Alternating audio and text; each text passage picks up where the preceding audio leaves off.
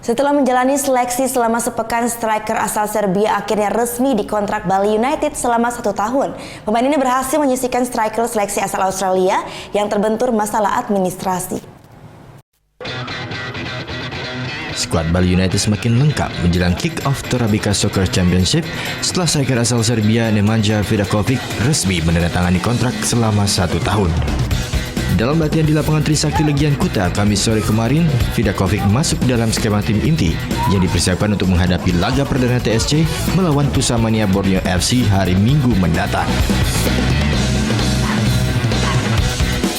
Striker yang sebelumnya memperkuat klub Malaysia Sime Derby FC ini masih beradaptasi dengan pola permainan bola pendek cepat ala Serdadu Tridatu.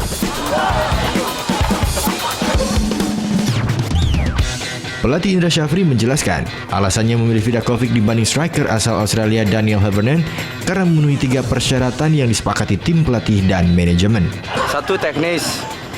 Yang kedua, kesehatan. Yang ketiga, administrasi.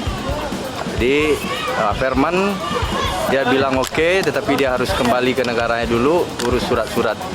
Ya, oleh sebab itu kita putusin yang benar-benar 3 kriteria tadi oke, secara skill oke, kesehatan oke, administrasi oke, dan saya kontrak Vidakovic 1 tahun. Sementara Vidakovic mengaku senang bisa bergabung dengan Bali United dan akan berusaha maksimal mencetak gol di setiap pertandingan.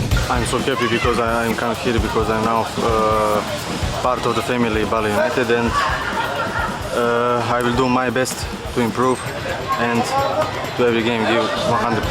I'm so happy because I come here because I see the Bali have very good fans and I play and also for them and so. Bali United masih menyeleksi 1 pemain asing asal Korea Selatan, An Byung-kyun.